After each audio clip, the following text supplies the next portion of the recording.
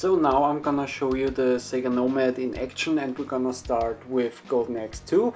Like you can see, it is a European PAL game, and I've noticed that I made a small mistake when I talked about the issue that you would have if you wanted to play a Japanese Mega Drive game on a Genesis console, for instance.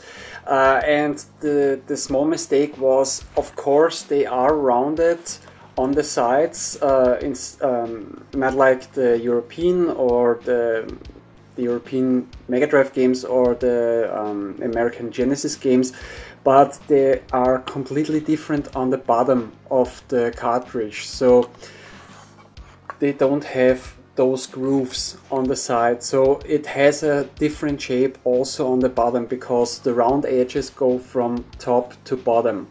And this is the reason why you can't really insert a Japanese Mega Drive game into a normal Genesis system or a European PAL Mega Drive system.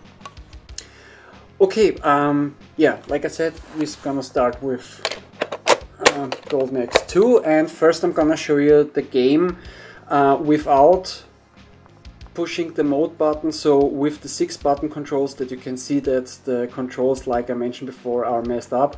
And one thing about the video quality, I'm not sure why the camera doesn't do justice on handhelds. At least my camera has some issues when I record handheld games or handhelds, yeah, in general.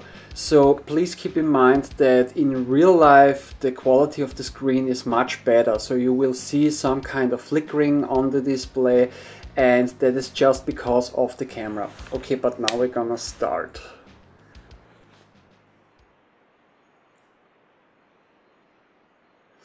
Like I said, this time without changing the button mode. Now it's the 6 button. And if we push start, I can't use the D-pad. Up and down is the X button, or sorry, the Y button. And if we're gonna start the game, then X is left, Y is down, and Z is up. And I guess no, the mode button is right. So it's, yeah, you can't really play the game because all the controls are messed up. So let's start it again. Now we push the mode button.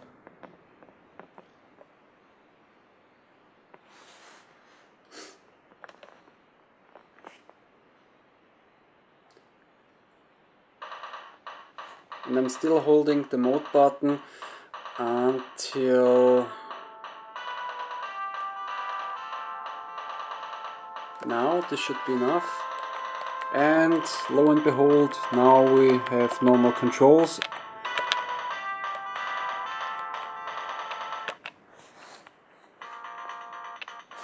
As you can see now, the game actually works. And like I mentioned, the flickering is only because of my camera.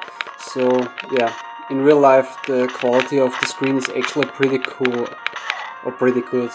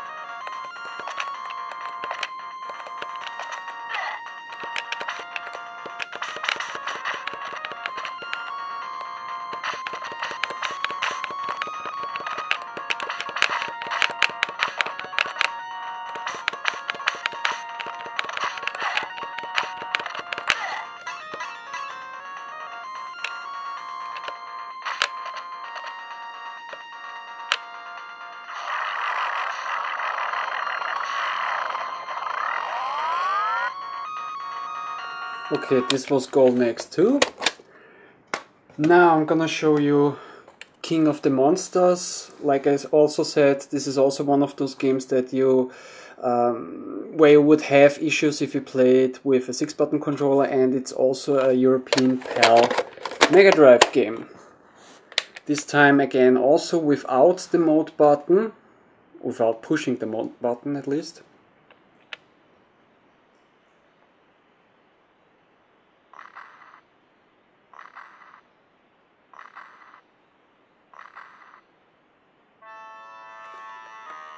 Start, and as you can see I can't push the start button.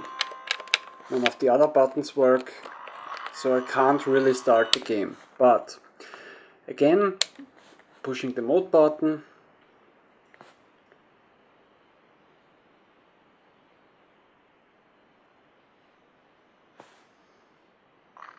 still pushing the mode button,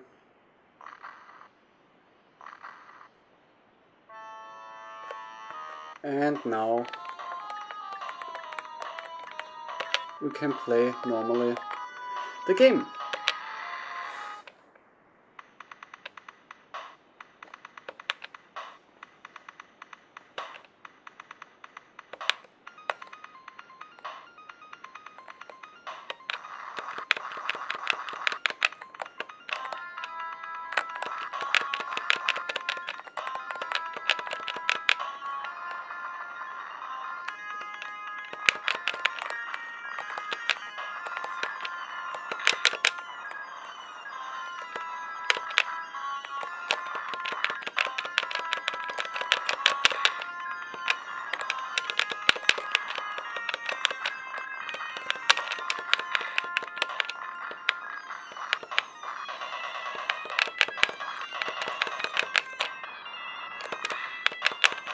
Okay, you get the idea.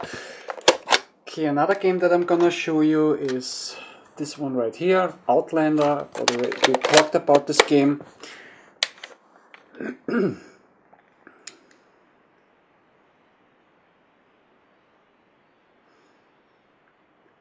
It's a really cool game.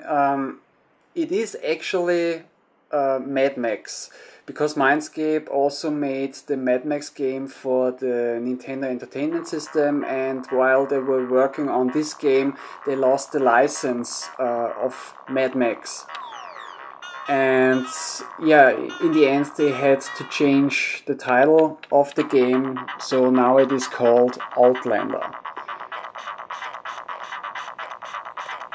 And I also mentioned before that this game was also released on the Super Nintendo, but I like the Genesis version a little bit better because of the first-person view in the driving stages. If you have the Super Nintendo version, then you have a third-person view in the driving stages, but the controls are actually better on the Super Nintendo.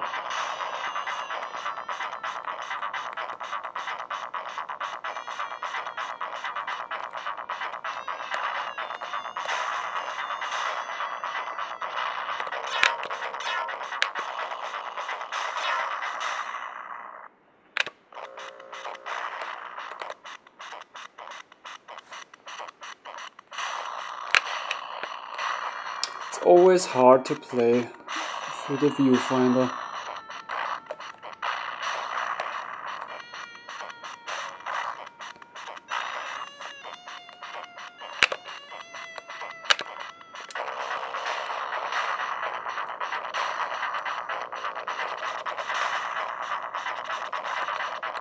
Okay, now you also get the idea of this game. And just for fun, or better just to show you that the Sega Nomad is region locked, I'm gonna show you Dune 2. It's the European PAL version of the game. And as you can see, this cartridge is for sale and use in Europe only.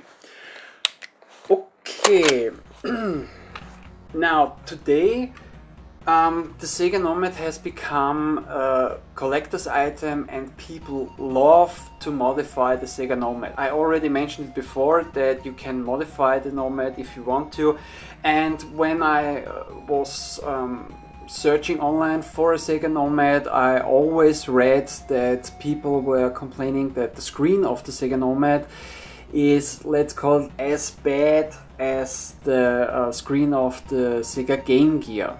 And to be honest, the screen of the Sega Game Gear is not that great, and yeah, like I said, people were complaining mostly because of blurring and ghosting that will happen on the screen. The screen actually of the Sega Nomad at the time when the system was released in 1995, the screen that they used for the Sega Nomad was actually a very high standard. So it's, for the time, it's a really awesome screen. And yes, there is a little bit of blurring and ghosting, but for the most part you actually don't really recognize it. I mean, okay, in some games it's it might be a little, there might be a little bit more ghosting and blurring, but not in many. And another interesting thing about the Sega Nomad that I almost forgot to mention was, while Sega was working on the Nomad, they actually thought about using a touch screen instead of the normal LCD screen. But back in the days, at least in 1994 or 1995, a touch screen or the technology of a touch screen was pretty expensive, and if they would have added a touch screen to the Nomad, then they estimated that the retail price of the Sega Nomad would not be $180, it would be more in the area of $280 US. So Sega decided against the touch screen. And when I've got the system, I actually wanted to replace the screen, because this is one of the more popular modifications that you can do on the Sega Nomad, to replace the original LCD screen with an LCD screen of today's days. But yeah, after I've got my Sega Nomad and I've seen how well actually this screen is, I've decided against it. But I've searched online if I could find a different Sega Nomad like the one that I had, and lo and behold, I actually found a second one. And this one, yeah, when I got it, it was more or less a broken system, because number one, the screen wasn't working anymore, the screen was broken. Also, the brightness knob on the bottom was broken off the PCB board.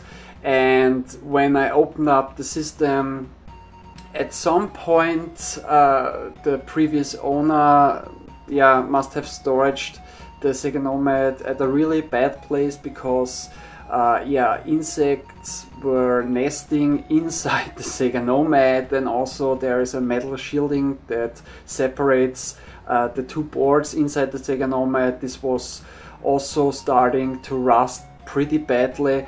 So since the screen was already broken on this one, I replaced it with a screen of today's days, with a, let's call it, better screen.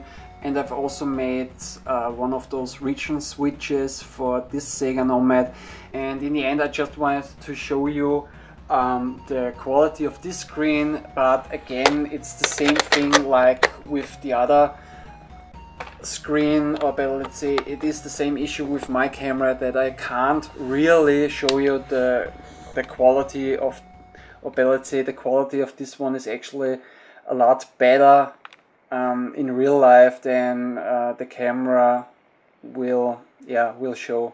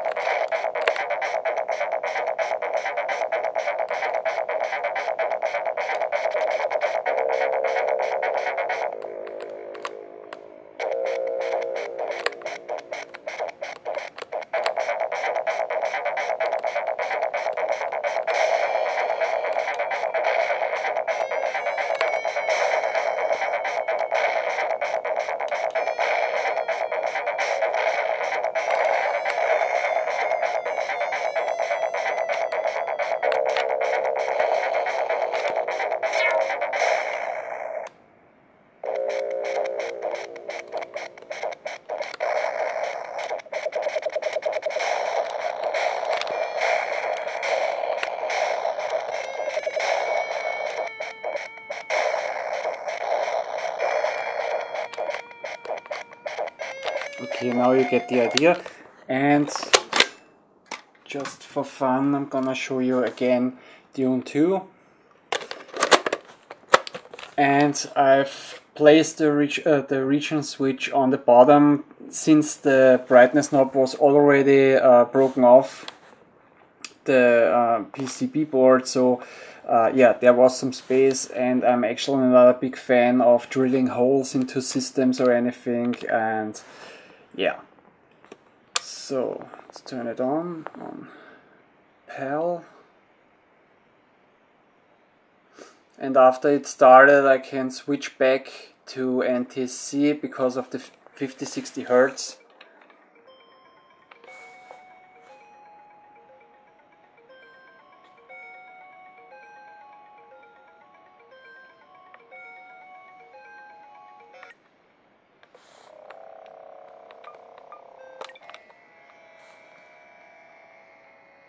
Yes. The camera doesn't really pick up. The quality is actually a lot better in real life.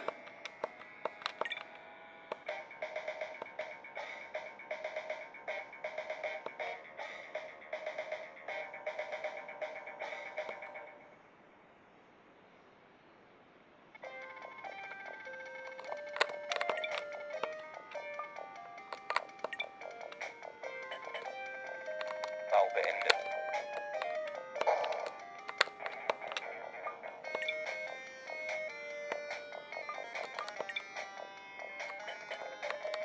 Bau beendet. Befehle. Bestätigt. Befehle. Bestätigt. Befehle.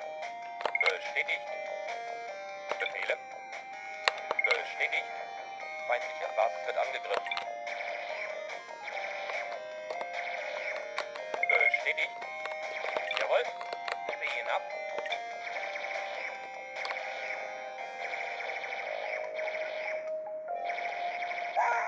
Okay, now you have, or better, let's say now I have also shown you this. The last thing that I wanted to show you is that, like I mentioned, you can also hook up the Sega Nomad to a normal TV and play it on your TV if you wanted to.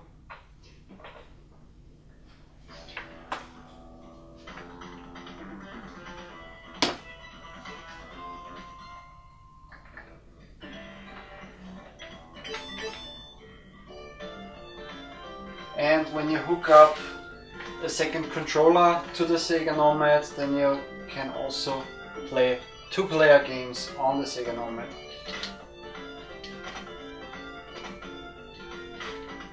Wow.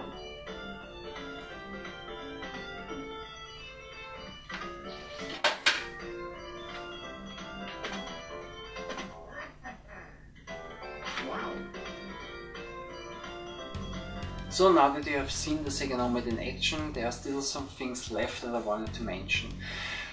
Like I already told at the beginning of this review, the Sega Nomad was released in 1995, only in North America and for retail price of $180 US, but Sega very soon dropped the retail price to only $80 US because of poor selling numbers. And yeah, in 1997 the Sega Nomad was discontinued because it didn't sold that well at all. It is estimated that about 1 million units were sold of the Sega Nomad and yeah, that is actually a pretty low number, and especially if you compare it to other handheld systems like, for instance, the Nintendo Game Boy or the Sega Game Gear or the Atari Lynx.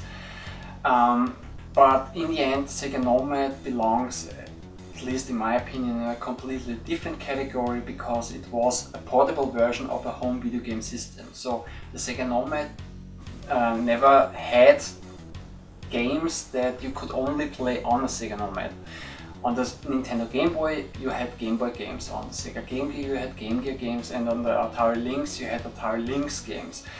And yeah, in the same category as the Sega Nomad, there are also a couple of other handheld systems, like for instance the Turbo Express.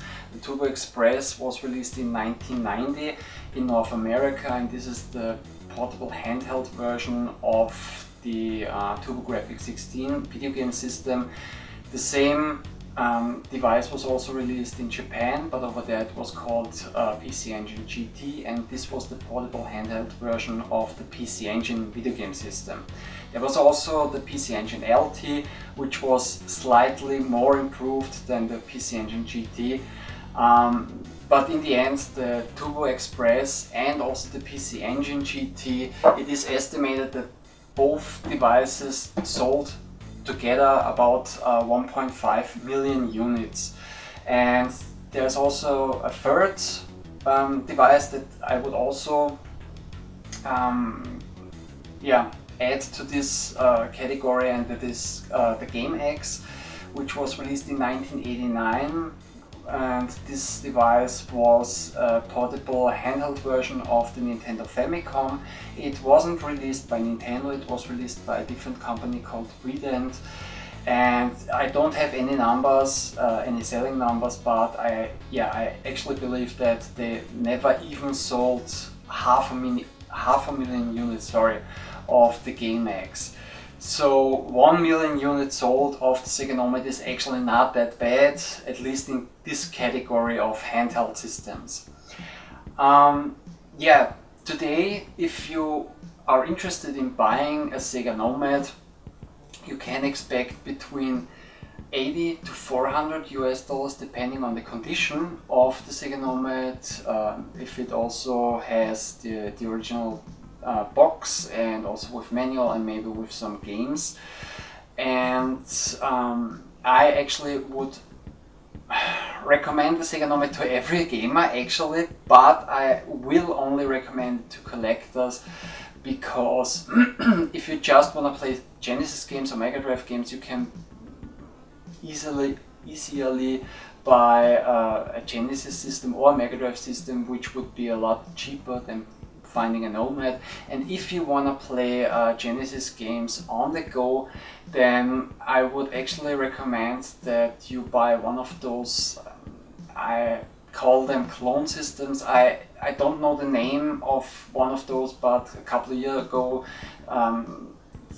there were some handhelds released, Genesis handhelds / Mega Drive handhelds, which have already 20 games built into the system, and they also have a cartridge slot on the back, so you can play also the normal Genesis games and Mega Drive games. And I actually believe those systems are region free. So yeah, if you just want to play Genesis or Mega Drive games on the go, I would highly recommend that you buy one of those devices, because they are a lot cheaper than a Sega Nomad, they are easier to find, and in the end you can almost find them brand new. So this would be a better choice for gamers who just want to play Genesis or Mega Drive games on the go, besides the Sega Nomad. It's not, on one hand it is rare, but on the other hand it's not really that rare. One thing that I almost forgot to mention was why it didn't sold the Sega Nomad that well. I mean, first thing is the bad battery runtime on the Sega Nomad. I mean, 1 to a maximum of 2 hours of gameplay with brand new batteries is pretty bad, / I guess really the worst battery runtime on any handheld or handheld system. And in 1995 it was too late for the Sega Nomad. I mean, in 1995 the Genesis and also the Mega Drive were on the end of their life cycle, even though Sega tried to expand the lifetime of the Genesis / Mega Drive with the Sega CD or the Mega CD, and also with the 32X.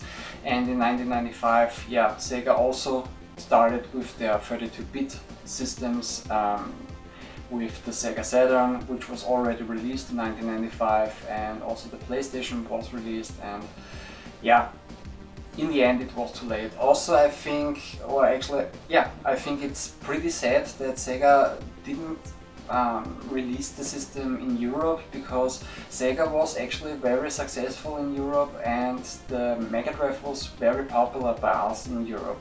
So I guess if Sega would have also released the Sega Nomad in Europe, the selling numbers would be much higher than the 1 million sold units.